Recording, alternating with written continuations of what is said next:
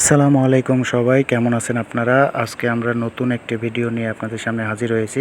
কিভাবে পাইলিং এর কাজ আপনারা ড্রয়িং অনুযায়ী একটি পয়েন্ট নির্ধারণ করবেন এবং সেই অনুযায়ী আপনারা বোরিংয়ের কাজ শুরু করবেন তা আপনাদের ডিটেলসে আলোচনা করব। তো এই যে আমাদের ড্রয়িং, তো এই ড্রয়িংয়ে আমরা এ পর্যন্ত 16টা কাজ করছি, 16টা আমাদের পাইলিং কমপ্লিট হয়েছে। তো আজকে আমরা জি লাইনের 1 নাম্বার গ্রেডের কাজ ধরবো।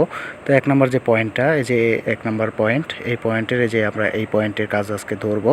তো চলুন আমরা শুরু করি। প্রথমে যে আমরা বোরিংয়ের কাজ শুরু করছি, প্রথমে আমাদের বোরিংয়ের কাজ চলছে। তো এই বোরিংয়ের করার সময় আমাদের আসলে প্রথম 15 ফিট থেকে 20 ফিট মাটি খুবই খারাপ এবং এখানে রাবিশ দিয়ে পরিপূর্ণ। তো আমাদেরকে এই রাবিশ সম্পূর্ণ সরিয়ে আমাদের ক্যাচিং বসানোর উপযুক্ত করে এরপরে আমাদেরকে কিন্তু আবার চিজেলটি দিতে হচ্ছে, আবার হ্যামিং করতে হচ্ছে।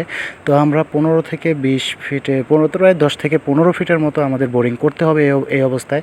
এবং এরপরে আমরা আবার ক্যাচিং পাইপ এখানে বসাবো। তো ক্যাচিং পাইপ কিভাবে বসায় এটা আমরা সামনে দেখব।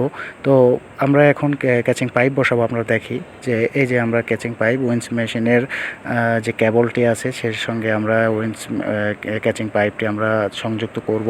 তো এরপরে আমরা ক্যাচিং পাইপটি জায়গা মতো নিয়ে একদম পয়েন্টে যে জায়গায় আমাদের বোরিং করা হয়েছে সেই জায়গায় আমরা এখন ওটা সেট আপ করবো।